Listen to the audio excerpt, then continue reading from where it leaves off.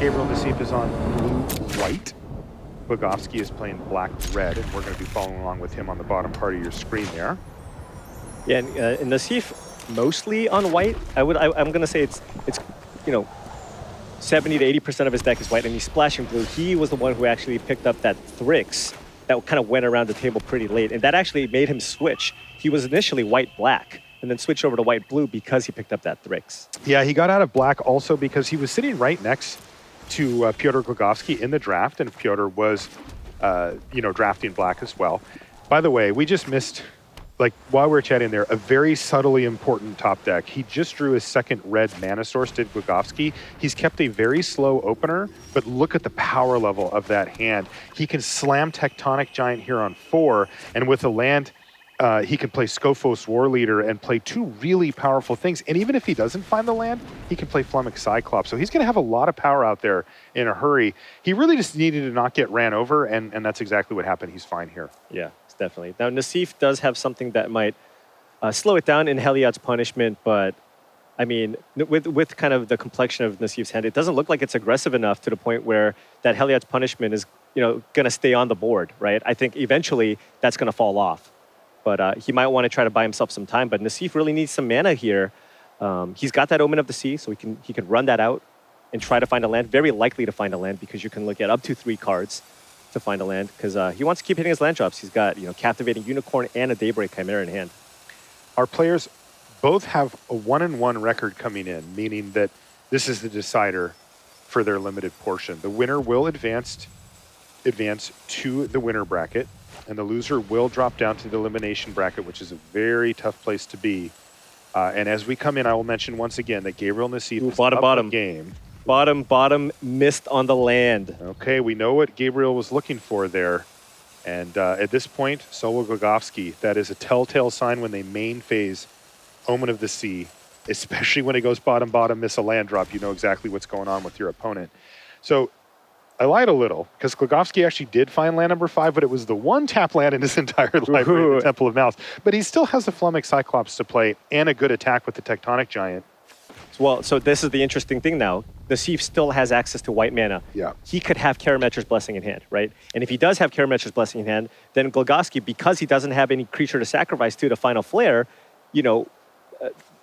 that's going to get him. Yep. So he has to be mindful of that and maybe going, look, Nassif kind of was looking for a land. He kind of stumbled a bit. Maybe I should wait. Maybe I should just continue developing my board. Maybe this is not the turn to attack. Let's see if he does, because there's also the argument that once you attack, you get the trigger anyway. And you could say, well, if my opponent does have it, and by the way, sweet play there, Glogowski, he does not attack, Paul. He knows what's up. What a sick read for Glogowski. Awesome play by him. Yeah, the thing is, he kept up the mana. He has to be thinking, okay, what can he do here? Okay, this would be really bad for me if he had the Blessing. Nassif is stuck on mana. He can't just continuously keep up 1 white mana the entire game, right? If he draws a land, he has to start deploying threats. So all Piotr needs to do is just keep playing threats, and eventually Nassif is going to be kind of forced to not keep up white mana and play whatever he has in his hand. This is what we come to the World Championship for, high-level play from high-level players, and we get to see it on stage here. And I have to say, it matters most for Glogowski at this point. Remember, if he's going to win this match, he's got to win back-to-back games here. He does not have any wiggle room.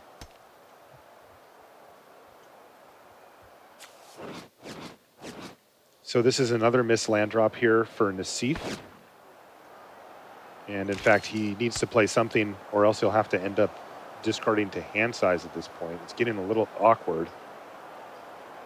And yeah, he's just going to do that. Of course, Glogowski cannot help himself. He can't. He's proven that. There's no off switch there. There's an Omen of the Forge. Fine removal spell, though, in this case, does not kill the Dawn Evangel.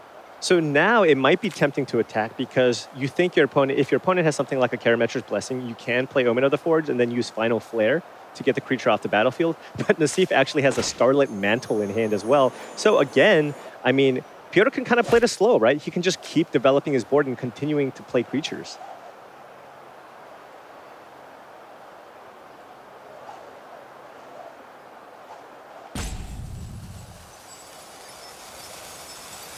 What we're seeing here is the players play a different type of game than what you normally see.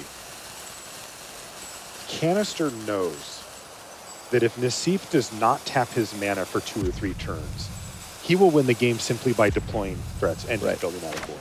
There is no. He's trying to weigh the difference between should I just go ahead and attack or not. Yeah, and this is an interesting one too. He's running this Skofos War Leader out right now because he says, "Do you have Deny the Divine? Because if you have that and you want to counter this, then I get to attack you with my creatures with no repercussion."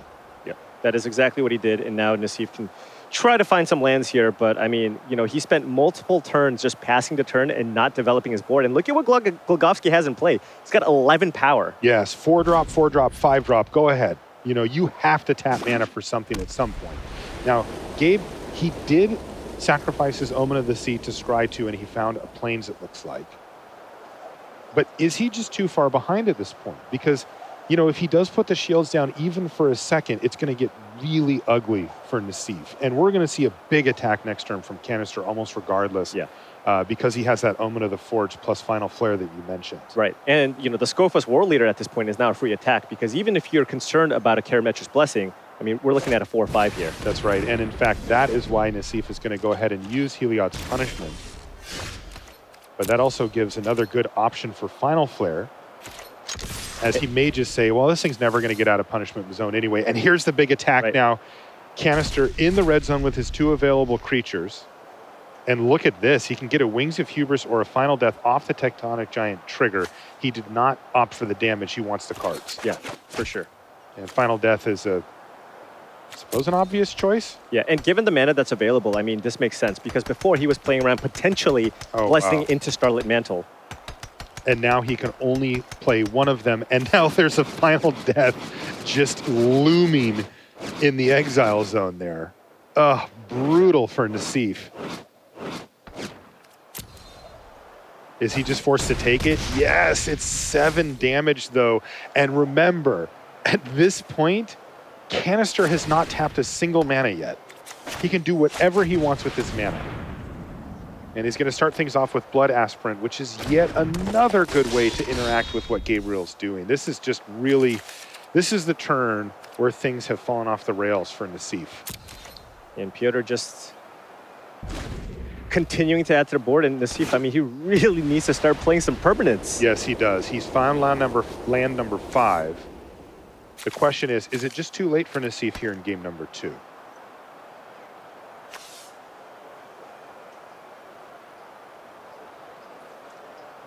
So Nassif can play a Daybreak Chimera here. Okay. So this is testing the waters here for Nassif. He's looking at his hand and he says, I have 2 different ways to protect my creature. So let's start a little fight. Let's see what happens. And Canister says, you know what? I'm going to take the bait here. If you can interact with this, fine. I probably wasn't going to get back this Skofos War Leader in a reasonable amount of time anyway. I'm not really giving up that much. I get a counter on my Blood Aspirant anyway.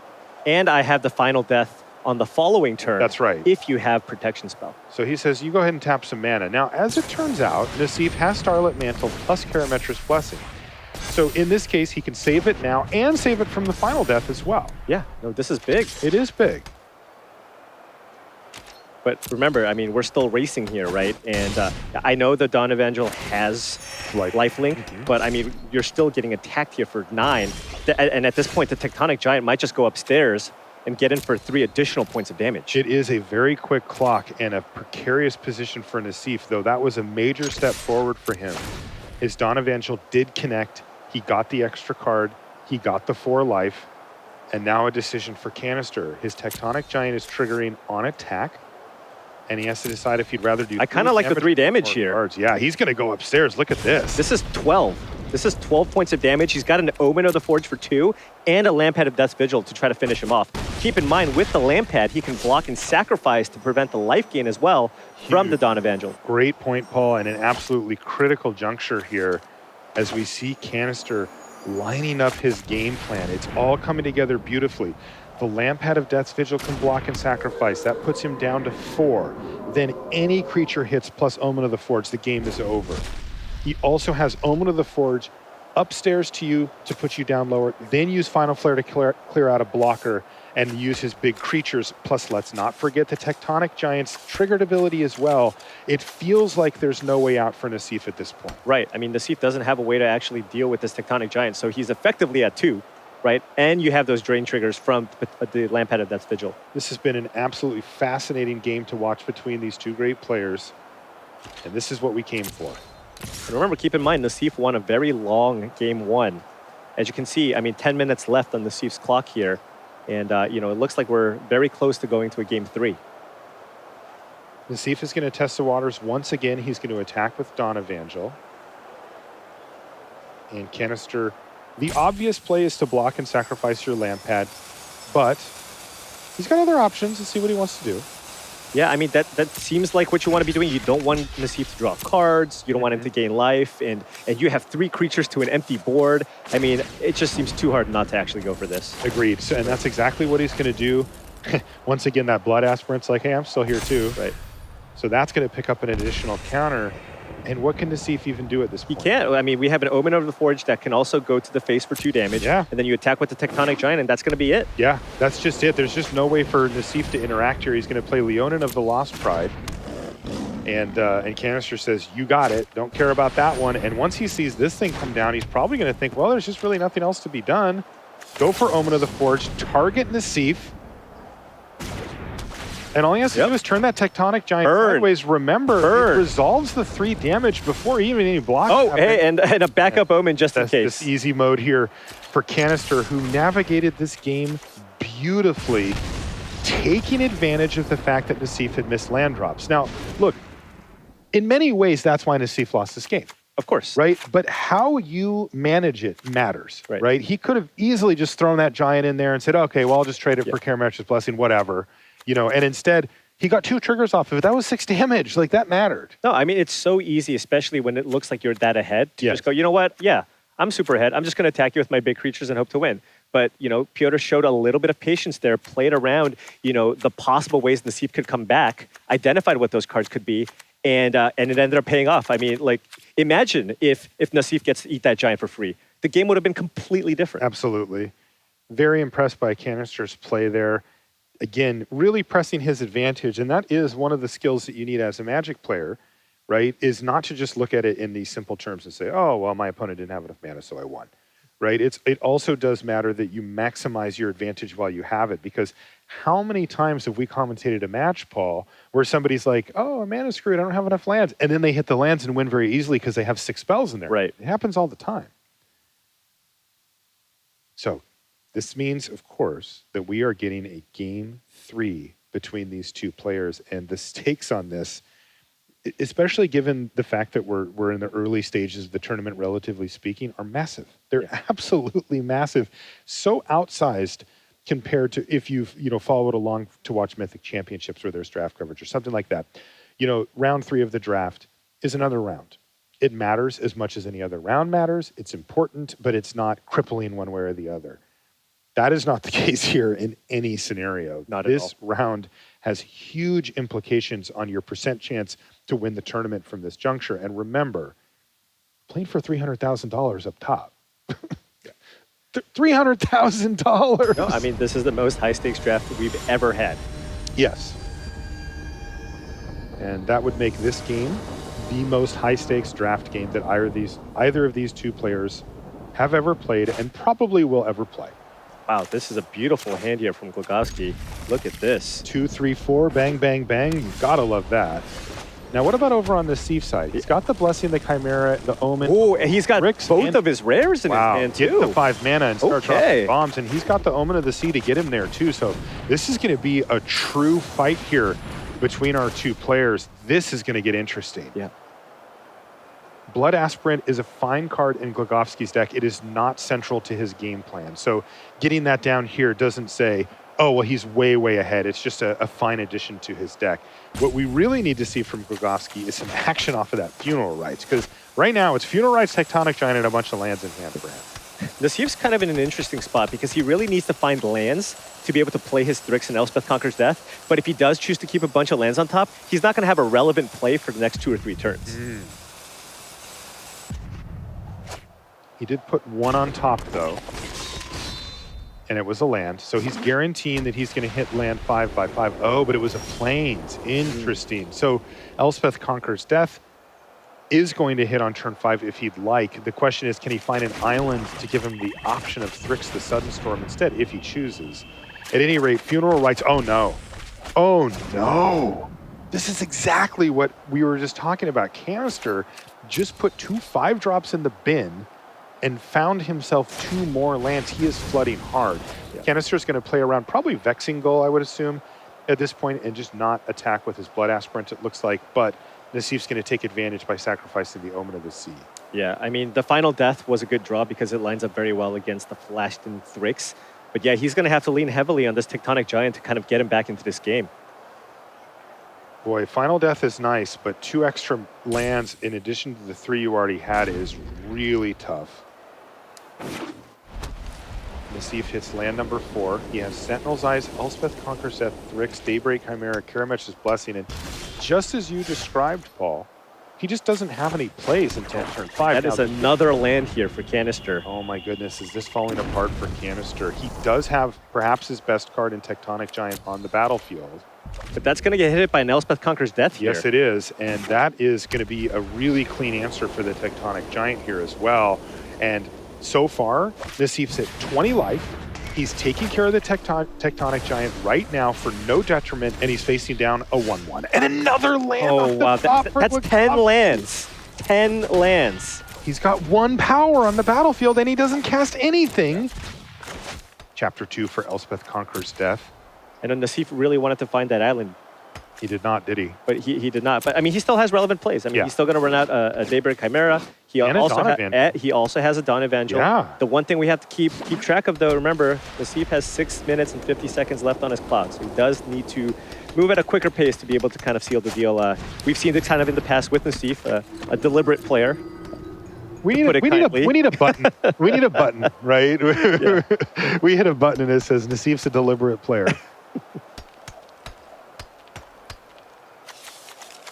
If you ever watch Nassif's stream, you'll also get a feel for how he plays. He's very thorough. He really does examine all the options. But unfortunately for his opponents and his clock, that does take a long time. So likely to see the Daybreak Chimera here. Yeah, I'm wondering what's going through his mind here. Yeah, because he can keep up the Blessing too. Right. And if Glogowski uses a removal spell that's maybe not Final Death, I mean, you can still get the creature back with Elspeth Conquers Death. That's 11 lands? This is unbelievable. Oh he just drew another land off the top of the library with how beautifully he played game 2. He's got to be in not like this mode. All right, well, we're going to see Final Death take care of the Daybreak Chimera. Remember, the Blessing only gives you the whole hexproof indestructible thing if you're enchanted or an enchantment, which isn't the case right now for the Chimera. So it's going to get sent packing for good into the exile zone. There's the Starlit Mantle now. Oh, man. For Nassif. The upkeep. And keep in mind, because Final Death is an exile clause, the Elspeth Conquers Death was for no value. Mm-hmm. That's true. So that actually matters quite a bit here, although taking care of Tectonic Giant was a big deal. So, all right, Glogowski's out of land. Come on, what? This is unbelievable. 12 lands? Oh, my goodness. I mean at some point he's going to run out of lands, right? What is going on here? Yeah. Dawn Evangel gets to come in with Vigilance for 3 damage, and it's really just up to Nassif here to finish off this game. An island would help nicely. Okay, an Omen of the Forge, not what he wants to see, but the honest truth is he may just run it out for the Scry at this point. He is in desperation mode, and I wouldn't be shocked to see him play Omen of the Forge, just do 2 to Nassif, maybe even go for a double trouble here, right? Because he can go Omen of the Forge, ping the Evangel, sack the Omen, block. I mean, it's not really where you want to be. Right, but it's so tough. I mean, Nassif has a handful of cards. One of them has to be a combat trick, right? Yes. I mean, it's got to be a Karamesh's Blessing or a Starlit Mantle. You're still at 12. He's going for it. Okay. I mean, and you know how you do it, right? I mean, this is where you have to ratchet up your risk tolerance. If you're sitting in Glogowski's seat, he just doesn't, he has to just hope that he has nothing. Right. Even if you ask Glogowski, he would say, no, I definitely think he has something. I mean, but we're talking about a game here where, you know, Glogowski drew 12 lands. He needs to just put himself in a situation where just kind of hope your opponent has a really awkward draw, maybe? Mm-hmm. And it's not going to work out for him with that Starlit Mantle here from Nassif. Yeah, and this got extra ugly too because Glogowski actually blocked first. Right. So now that the damage didn't happen, instead the Blood Aspirant's just going to get eaten up. If he would have just played the Omen of the Forge and saw the Starlit Mantle, then he could have avoided it. The problem is the Starlit Mantle gets him either way because of the +1/+1 ability. He would have drawn another land, by the way. When He bought him? He bought him the land. Well, he bought him, so a player with nothing on the board. This is just shocking. Unbelievable. Yeah. 3 turns left here. Nassif also still unable to find the island here for the Thryx. But keep in mind, again, he's kind of splashing blue. He doesn't have that many islands in his deck. Nassif down to 4.5 minutes, but that's plenty of time to have 8 damage from this juncture. It just doesn't feel... Oh, come on. You know, the only thing that to take away from this as a positive for Glogowski is there's just really not much he could have done. No. Right? You just go, well, I flooded and I flooded hard. This will happen, so. That's right. This is a huge win for Nassif, by the way. Remember, he's the one that had mana issues in game number 2 that ultimately led to his defeat. And he says, you know what? If you're going to flood out this time, I'll take it, because this is huge for Gabriel Nassif, looking to get into that winner's bracket and start moving forward. Glogowski still able to hit Nassif with the emotes despite, you know, his mana situation. And again, it's a way of life for Nassif, right? He's still in this mode where he's thinking about every possible option as his clock ticks down to under 4 minutes. He is going to be able to get him down to 1 here. He actually could have gone for the win, but chose against it. Feeling like that there's no risk for him at this point. And let's just draw another land because, no, okay, fine, it's a Myers Grass, but obviously too little too late. And a concession from Piotr Glogowski gives Gabriel Nassif that critical second win in the draft portion, and he is on to the winner's bracket. What a huge win for him in the early stages. A handshake between these two players, but I don't know if you caught it, a little head shake there from Nassif as he's like, yeah, you didn't really play any spells this game. Yeah,